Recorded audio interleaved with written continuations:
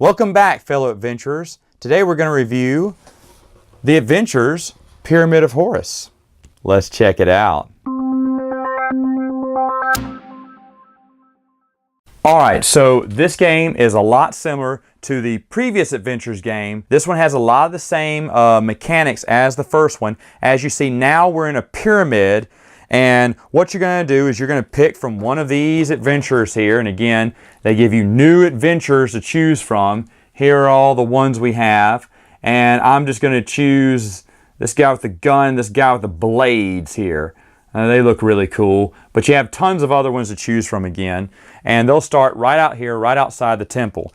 Now, you also pick the corresponding card that goes with that. Remember, same thing applies here. These little emblems at the bottom will give them special abilities in the game, whatever those special abilities are. So you'll pick the ones. The only thing I need to mention is they will not match up exactly to what this character looks like. Who's the guy holding the two blades? Where is he in here? He's not in there. Actually, it's this guy.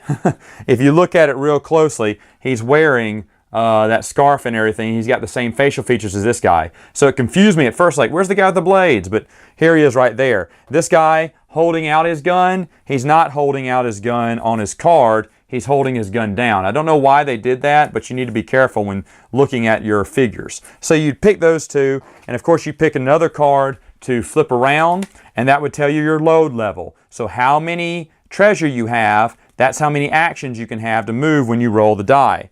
They give you these different colored die in this game. And so for instance, starting off, I'm holding 0 treasure. So if I roll anything a 2 or above, I'm going to get that many actions on this turn. So I roll this, and oh yeah, rolled almost everything except I rolled 1 1, a 2, a 4, a 5, and a 6. So I would get 4 actions this turn. Now, if I was carrying 4 treasures, I would only get anything 3 or above would be an action, which means the 1 and the 2 wouldn't count, so I would only get 3 actions. If I was carrying 5 treasures, anything 5 and above would be an action, so I would only get 2 actions. So as you see, the more treasure that you carry, the less turns you're most likely to have. So anyway, as you start, there are several things to search here. First off, you can search in the rocks here for treasure and items. You can search in the sand over here for treasure and items, or in this pond for treasure and items. And they each have cards. Here's one for the pond, the sand, the rocks. And as you see, there can be treasure in there. There could be items that can help you out in the game, or there could be, oh no, snakes! And if you have a snake, that counts as a wound. You have to take this just like you take a treasure card. And it counts just like a treasure card, except it is a wound. So if I had taken maybe, let's say, 2 treasures and 2 wounds, I would actually have a 4 on my burden there because of the 2 wounds. So not doing good. Now, same thing in the sand here.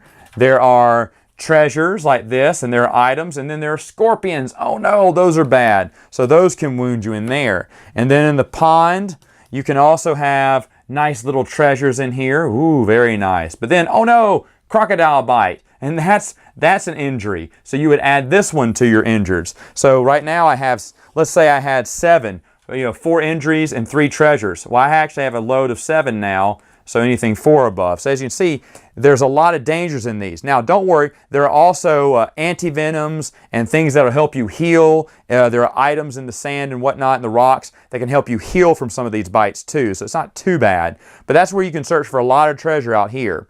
Now, if you want to, you can go up on here and try to crack open some of these mummy tombs. And so for one action, you could crack open a tomb, see the treasure, and the second action, you could take that treasure with you. So it basically takes 2 actions to unlock a mummy tomb and steal its treasure. Other items you can get are these 4 little items. They're all in the corner here, and they're worth a lot. Like these 2 items up front, here and here in these corners, they're worth 6 points each. These items back here and here, man, they're worth 8 points each. And then this one up here, man, it's worth 10 points each. Well, why wouldn't you go for the big ones? Well, as you see on each one of these cards, they have these dice emblems. And those dice emblems show you what you have to roll consecutively to grab this treasure. So for instance, let's say I had 4 turns and my character was sitting right here and he wanted to get this treasure. So for my first action, I'm going to roll on my die and I rolled a 1 and a 2. Well, I didn't roll a 3, so for my second action, I can take the remaining die and roll them, and still didn't get it. So I got a third action, and one more action. Oh no! Did I get it? No, I suck, but let's say I did get a 3. I cheated, haha. And so I got the 1, 2, 3. Well, if so, I would get the card. Hooray, I got 6. Well, then I would roll it over, and then I would see that I'm also cursed. See, all these cards come with curses. And this one, I can't use my green die anymore. I mean, I can roll it, but it won't matter anything. So then now I'm only rolling with these die. The fourth die doesn't count as an action anymore. Same thing here. It would curse my red die. This would curse my white die. This curses, let's see, it curses the black die. And the big one, if you rolled a consecutive 1, 2, 3, 4, 5, if you got it, you got 10 treasure, but it curses your yellow die. So that's really cool. Each one of them come with a curse as well. So once you're all done, what you're going to do is 2 things. At the end of the turn, the person carrying this card, and this card will be passed around each turn. And this person, whoever's holding this card, has to do 2 actions once everyone's been completed. The first action they're going to do is they're going to roll all these die, and they're going to move these mummies. These guys are mummies. Now, they have a black base for the mummies. You can use them to tell them apart from the heroes. In fact, there are several different colors that you can put on the bases of the heroes if you want to separate them and tell them apart. But anyway, I'm going to roll these die. If any of them are 4 or higher, that's how much these zombies or mummies are moving. So I roll the die here, and wow, I rolled really good. 1s and 2s, that means they're not moving. A 6. So each mummy moves 1 space. Now you got to pay attention to where the mummies are facing, because if they're facing that way, that's the direction they're going. So this zombie's facing this way, it move 1. This zombie's facing this way, it move 1. This zombie's, keep saying zombie, but the mummy faces this way, and it's moving 1. Now, as long as the mummy doesn't get me, I'm good. But if the mummy does land on my square, then that counts as an injury, and I take one of these mummy cards. Okay, and that's just an extra injury added on there. Now, once they hit the edge there, you'll turn the mummy figure around, and like if they hit the edge there and they hit the edge there, then they would walk the opposite way, and they would just shamble up and down, hoping to catch some of these grave robbers here. So that's the mummy movement. So that's what you would do for your first action. But your second action, before you pass this card to the next player, is you're going to pick one of these pyramid blocks, and they all have numbers that correspond with the numbers here on the board. So, for instance, I pick a block here, and it is a 12. So then I look on the board. Where is 12? 12 seems to be down here. It's right here. Boom! Pyramid collapses, and there's a cinder block there from the pyramid. Not so bad. Now, what if one of my adventurers was on that square when it fell? Well, he would move over to the side, but he still got injured, and he would take one of these falling rock cards. And that's just another injury added to his weight load. So right now I've been injured 3 more times. I was at a 7, now I'm at a 10. Yikes.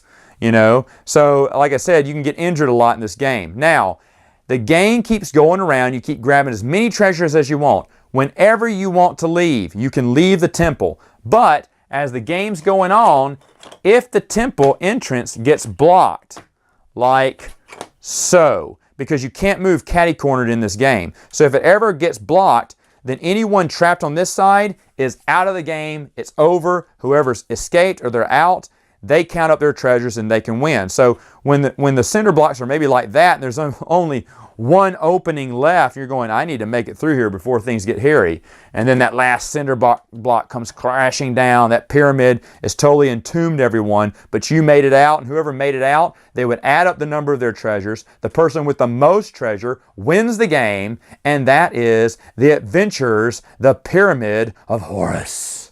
All right, so final thoughts on this game. Of course, when I bought the Adventures game, I saw this. I had never played it before, and I said, you know what? I just got to go ahead and get them both. So I got this one, and this is like, basically, if the first one is Indiana Jones the game, this one is the Mummy the game, because you're going into a pyramid, you're getting cursed for stealing certain treasures. And speaking of the curse cards, I really like that idea. You're getting some high point treasures there, and so in exchange, you lose a die. You can't grab them all, right? Or you'd be out of dice.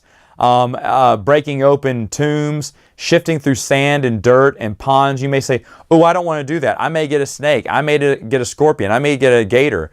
So what? It's just part of the time. You may find a helpful weapon. You may find some anti-venom. You can find a lot of helpful things. There's just as many helpful things as there are hurtful things. And then, of course, there's treasure. So, to be honest, you've got maybe a third or a quarter of a chance to get bit, so it's not that high. Plus, you need to be digging for every type of treasure you can get, right? I love the mummies move every turn. I love the I love the cinder blocks falling. That's just so awesome because you never know. The first time we played, we lost like massively. Those cinder blocks just happened to fall almost in a row, and I think it was like 5 or 6 cinder blocks in, we were trapped. What were the odds? You know, no one went for the door, but when you saw there's only one more opening left, we probably should have. And that cinder block fell and we all died. So you need to watch out on how greedy you want to be. Another time someone won by just digging in the sand the whole time while we went into the temple. And not the sand, the rocks and everything. They went digging around the rocks. And we all got trapped or killed or, you know, too heavy to move. And ended up losing. So the game is you need to know when to leave. But you don't want to leave early. If you leave too early, you're digging around the rocks, you may not get that much. So it's give or take. Cracking open those tombs though and getting those cursed treasures, that's where it's at. Grab a few of those, maybe dig around the sand, the water, the pond and whatnot. Oh man, there's a billion strategies here. This is another one that I don't think would go old, but you would probably want a rotation of other games before you play this. I like the adventures. I kind of wish they would make more of these. I don't know what else they would make besides a Mummy and Indiana Jones-like-esque adventures, but these are so much fun. I've really, really enjoyed them. Easy to teach. Basically, once you know one game, you know the other one, and super, super fun. So, should you get them? Yes. If you think it's for you, you should definitely pick them up. Of the two adventure games, which one do I like more? It's a little unfair because I think they're so different.